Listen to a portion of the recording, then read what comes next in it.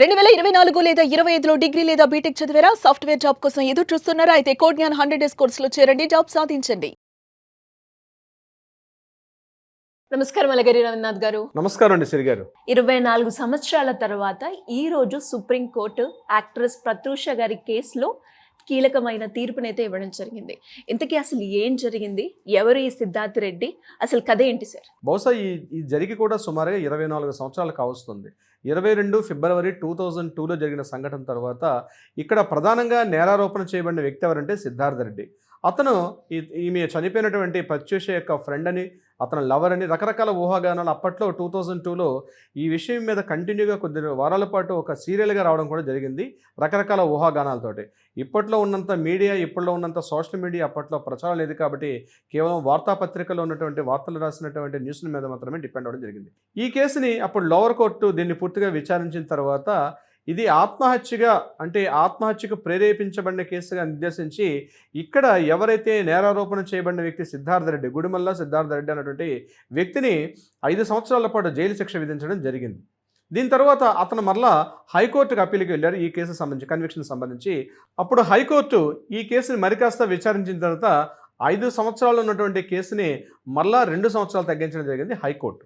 దీని మీద సిద్ధార్థ్ రెడ్డి మరలా సుప్రీంకోర్టుకి అప్పీల్ చేయడం జరిగింది. సుప్రీంకోర్టుకి అప్పీల్ చేసిన తర్వాత ఇక్కడ ఈ ప్రత్యూష తల్లి గారి సరోజిని గారు చెప్పిన విషయం ఏంటంటే, ఆవిడ అంటున్న మాట ఏంటంటే, నా కూతురు హత్య హత్య చేయించడం జరిగిందని చెప్పి ఆవిడ కంటిన్యూగా అప్పటి నుంచి 24 ఏళ్ల పాటు కూడా వాదిస్తూ, అప్పటి నుంచి కూడా రకరకాల వేదికల మీద రకరకాల మీడియా విషయాల్లో కూడా ఆవిడ మాట్లాడడం జరిగింది.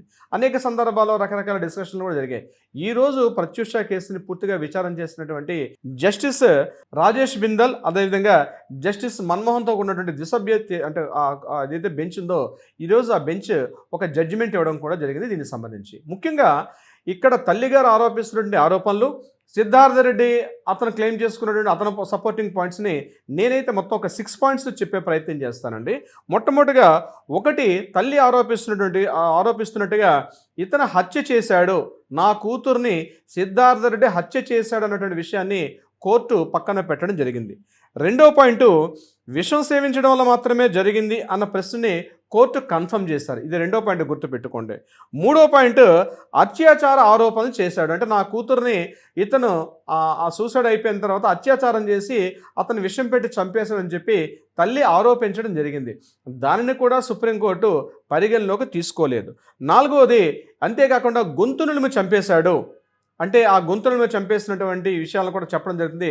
దీన్ని కూడా సుప్రీంకోర్టు పరిగణలో తీసుకోలేదు. ఇంకొక పాయింట్, 5th పాయింట్ ఏంటంటే, ప్రమాదవశాత్తు విషం సేవించడం అనే విషయాన్ని ఇక్కడ అతను ఏదో అంటే యాక్సిడెంట్గా తీసేసుకున్నారు, ఆ విషం తీసుకున్నారు, పాయిజన్ తీసుకున్న విషయాన్ని మాత్రం దాన్ని కొద్దిగా కన్ఫర్మ్ చేస్తున్నట్టుగా సుప్రీంకోర్టు మాట్లాడడం జరిగింది. ఇక 6వ పాయింట్, ఇక్కడ న్యూరోటాన్ అన్నటువంటి ఒక పాయిజన్ మాత్రం వీళ్ళు పర్చేజ్ చేశారు. ఆ పర్చేజ్ చేసిన మెడిసిన్ని కొనుగోలు చేసి ఆత్మహత్యకు ప్రేరేపించబడ్డారన్న విషయాన్ని కన్ఫర్మ్ చేశారు. అంటే వీళ్ళిద్దరూ కూడా కలిసి ఏం జరిగిందో తెలియదు. బట్ ఇక్కడ కోర్టు మనకి ఇక్కడ సిద్ధార్థ రెడ్డిని ఒక జడ్జిమెంట్ ఇవ్వడం జరిగింది. జడ్జిమెంట్ విషయం ఏంటంటే, ఇతనికి ఏదైతే హైకోర్టు ఇచ్చినటువంటి 2 సంవత్సరాలు కోర్టుని డిస్మిస్ చేస్తూ అతను అప్పీల్ చేసుకున్న అప్పీల్ని డిస్మిస్ చేసేసింది సుప్రీంకోర్టు. హైకోర్టు ఇచ్చినటువంటి ఆ 2 సంవత్సరాల శిక్షను కూడా కంటిన్యూ చేసింది. అంటే ఏ పారామీటర్లో ఇక్కడ కన్సిడర్ చేయాల్సి వచ్చింది అంటే, వీళ్ళిద్దరు కూడా సూసైడ్ చేసుకున్నారు, ఇద్దరు కలిసి ఏదో ఒక విషయం ఏంది, ఇద్దరు కలిసి ఒక పాయిజన్ కొనుక్కున్నారు, ఆ పాయిజన్ కొనుక్కొని ఇద్దరు తీసుకున్నారు. ఆ ఇద్దరు తీసుకున్న ప్రయత్నంలో ఆమె ఎక్కువ మోతాదులు తీసుకుంది, ఆమె చనిపోయింది, వీడు తక్కువ తీసుకున్నాడు, వీడు సేఫ్లో పడ్డాడు. ఇది అంటే ఇక్కడ కోర్టు ఏం పరిగణ తీసుకుందంటే, సెక్షన్ ఐపీసీ 306 ప్రకారం అబెట్మెంట్ ఆఫ్ సూసైడ్ అన్న విషయాన్ని మాత్రమే పరిగణలో తీసుకుంది. అబెట్మెంట్ ఆఫ్ సూసైడ్ అంటే, ఒకటి ఆత్మహత్యను ప్రేరేపించడం, ఆత్మహత్య చేసే విధంగా ప్రేరేపించడం, ఆత్మహత్య చేసుకోవడం కోసం ఎంకరేజ్మెంట్ చేయడం.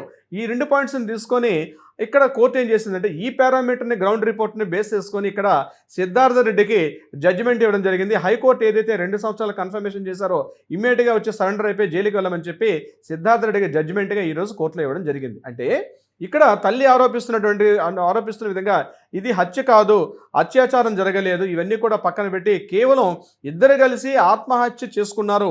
ఆ ఆత్మహత్య చేసుకున్న సమయంలో ఇద్దరు కలిసి చనిపోదాం అనుకున్నారు. ఆ చనిపోతున్న క్రమంలో ఆమె ఎక్కువ మోతాదులు తీసుకొని చనిపోయింది.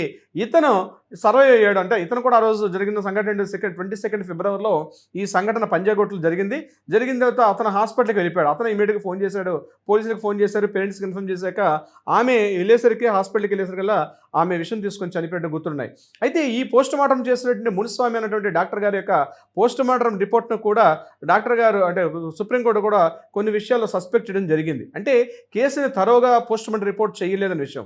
అయితే ఇక్కడ ప్రత్యూష తల్లి ఏదైతే మాట్లాడుతున్నటువంటి అభియోగాలు ఏవైతే ఉన్నాయో ఈ అభియోగాలు మాత్రం కోర్టు మాత్రం పరిగణలో తీసుకోలేదు. అంటే హత్య చేశారు అన్నటువంటి విషయాన్ని పరిగణలో తీసుకోలేదు. అదేవిధంగా అత్యాచార ఆరోపణలు కూడా కోర్టు పరిగణలో తీసుకోలేదు. అంటే అది సెక్షువల్ రిలేషన్ అత్యాచారం జరిగింది అన్నటువంటి విషయాన్ని కూడా కోర్టు రిపోర్ట్లో పోస్ట్మార్టం రిపోర్ట్లో కూడా అత్యాచారం చేసినట్టుగా కూడా ఎక్కడా గుర్తులు కనబడలేదు. అట్ ద సేమ్ టైం గొంతులను చంపేశారంటే కూడా ఆ గుర్తులు కూడా ఇక్కడ కోర్టుకు అందినటువంటి ఆధారాలు. ఇక్కడ మాట్లాడుకోవడాలు ఎలిగేషన్స్ ఎన్ని పెట్టినా కోర్టు పరిగణలో తీసుకున్నది ఎక్కడ ఎవిడెన్సెస్ మాత్రమే చూస్తుంది ఏం జరిగిందనే విషయం. అక్కడ ఉన్నటువంటి డాక్టర్స్ ఆ రిపోర్ట్స్ ఇచ్చినటువంటి వాటిని బేస్ చేసుకుని ఇచ్చారు. ఇది నిజమా అబద్ధం అంటే సుప్రీంకోర్టు జడ్జిమెంట్ ఇచ్చారు కాబట్టి తప్పనిసరిగా దాన్ని ఒబే చేయాల్సిందే. అయితే సుప్రీంకోర్టుకి వెళ్ళింది ఎవరు? సిద్ధార్థ రెడ్డి వెళ్ళారు. హైకోర్టు ఇచ్చినటువంటి 2 సంవత్సరాల జైలు శిక్షను కూడా తగ్గిస్తూ నాకు తగ్గించమని చెప్పి నేను ఇందులో ఏమీ చేయలేదు, ఐఎమ్ వెరీ ఇన్నోసెంట్ అని చెప్పి ఇక్కడ వెళ్ళడం జరిగింది. ఇక్కడ హైకోర్టు ఏం చేశారు? మొదట్లో లోవర్ కోర్టు ఇచ్చిన 5 years కోర్టుని తగ్గిస్తూ 2 సంవత్సరాలు తీర్పిచ్చారు. ఏ విషయం మీద? ఇతను ఆత్మహత్యకు ప్రేరేపించడం జరిగింది. అబెట్మెంట్ ఆఫ్ ద సూసైడ్ అంటే ఆ సెక్షన్ IPC 306 ప్రకారం ఆత్మహత్యను ప్రేరేపించే విధంగా ఉన్నారు.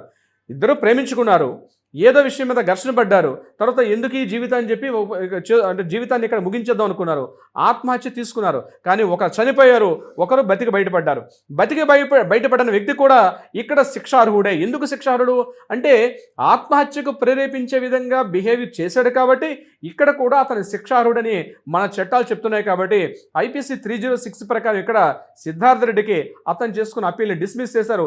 ఇమ్మీడియట్గా సరెండర్ అయ్యి కోర్టులో అడ్మిట్ అయిపోయింది. ఏదైతే అంటే హైకోర్టు ఇచ్చిన ఏదైతే మనకు అప్పుడు ఇచ్చినట్టు ఆంధ్రప్రదేశ్ హైకోర్టు ఇచ్చిన తీర్పుని కన్ఫర్మేషన్ చేస్తూ ఇమ్మీడియట్గా సరెండర్ అయ్యి కోర్టుకు వెళ్ళమని చెప్పడం జరిగింది. ఈరోజు ఆయనకి మళ్ళీ 2 years పాటు imprisonment is the confirm. So మధ్యలో దీని మీద మళ్ళీ బెయిల్కి వెళ్తాడు, ఈ విషయాన్ని నేను డిస్కషన్స్లో వెళ్ళదలుచుకోండి, ఎందుకంటే సుప్రీంకోర్టు ఇచ్చిన తీర్పు కాబట్టి. ఇక ఫైనల్గా ఈ కేసును అయితే 23 సంవత్సరాల తర్వాత ఈ కేసుకి ఒక ముగింపు వచ్చిందనే చెప్పుకోవచ్చు. చాలామంది కామన్ మ్యాన్లో డౌట్ ఏంటంటే ఆల్రెడీ కనిపించినటువంటి కేసు మీద ఇన్ని సంవత్సరాల పాటు డిస్కషన్స్ ఉంటాయా అంటే అవునండి, ఎగ్జాక్ట్లీ ఉంటాయి. ఎందుకంటే వన్ సైడ్గా ఇచ్చేయడం అనేది కరెక్ట్ కాదు కాబట్టి సాక్ష్యాధారాలు ప్రొసీడింగ్స్ ఇవన్నీ కూడా ఉంటాయి కాబట్టి ఆ రకంగానే ఉంటుంది. బట్ ఇక్కడ తల్లి ఆరోపిస్తున్నట్టుగా అన్యాయం జరిగింది, జీవితకాలం శిక్ష విధించమని చెప్పి మరణశిక్ష ఇవ్వమని చెప్పారు. కానీ కోర్టుకు అందినటువంటి ఆధారాలు అంటే హత్య కానీ అత్యాచారం కానీ ఈ రకమైన ఏ ప్రయత్నాలు సూసైడ్కి ప్రేరేపించాడన్నటువంటి పాయింట్ని తీసుకున్నారు తప్పించి ఇతను హత్య చేయలేదు, అత్యాచారం చేయలేని విషయం మీద కోర్టు దాన్ని పరిగణన తీసుకోలేదు. కేవలం 306 ఆత్మహత్యకు ప్రేరేపించబడింది అన్న కారణం మీద ఇతనికి హైకోర్టు ఇచ్చినటువంటి ఆ జడ్జిమెంట్ వల్ల రిపీట్ చేసి ఇమ్మీడియట్గా సరెండర్ అవ్వమని చెప్పడం జరిగింది. అయితే ప్రత్యూష విషయంలో జరిగింది ఎంత న్యాయం జరిగిందా అన్యాయం జరిగింది చెప్పడానికి మేము యాజ్ ఏ బీయింగ్ అన్ అడ్వకేట్గా నేను కామన్ మ్యాన్గా మాట్లాడలేను. సుప్రీంకోర్టు ఇచ్చిన తీర్పుని అయితే గౌరవించాల్సిన పరిస్థితి మనకు అందరికీ ఉంటుంది. డెఫినెట్గా ఆమె తల్లి ఆరోపణలు మాత్రం మాట్లాడుకోవడం వేరు, అక్కడ సాక్ష్యాధారాలు కూడా చూపించాలి. ఇక్కడ ఆమె తల్లి ఆరోపిస్తున్న ఆరోపణలో అవన్నీ కూడా సాక్ష్యాధారాల్లో కోర్టు పరిగణన తీసుకోలేదు కాబట్టి ఈ 2 సంవత్సరాల జైలు శిక్షనే కంటిన్యూ చేసే విధంగా ఈరోజు మనకి సుప్రీంకోర్టు జడ్జిమెంట్ అయితే రావడం జరిగింది. ఏదేమైనప్పుడు కూడా ప్రత్యూష విషయంలో వర్ధమాన్ నటి అప్పుడప్పుడే సినిమా రంగంలో ఎదుగుతున్నటువంటి ఒక వర్ధమాన్ నటి అంటే అప్పుడప్పుడు ఎంటర్ అవుతుంది. ఆమె కొన్ని సినిమాల్లో అప్పుడప్పుడు యాక్ట్ చేశారు, అద్భుతంగా ఉంది. కానీ ఇది ఒక రిజల్ట్ ఏంటంటే ఎండ్ ఆఫ్ ద డే ముఖ్యంగా ప్రేమలో పడిన ప్రతి ప్రేమికులకు కూడా ప్రేమించుకోవడం తప్పులేదు, కానీ ఆ ప్రేమ పెద్దలు అంగీకరించాలి. ఇక్కడ సిద్ధార్థ రెడ్డి ప్రత్యూష యొక్క ఫ్యామిలీని వీళ్ళ యొక్క లవ్ని ఫ్యామిలీ అంగీకరించాలి. దాన్ని కూడా కోర్టు ఇక్కడ మాట్లాడడం జరిగింది. ఈ విషయం పేరెంట్స్కి తెలుసు, అంటే ప్రత్యూష వాళ్ళ మదర్ వాళ్ళకి కూడా తెలుసు.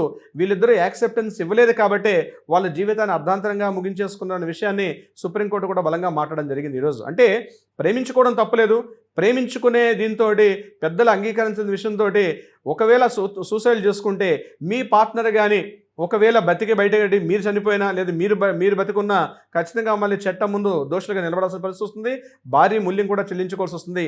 ఇది ఈరోజు ప్రత్యూష కేసులో మనకు వచ్చినటువంటి అల్టిమేట్ జడ్జిమెంట్ శ్రీ గారు.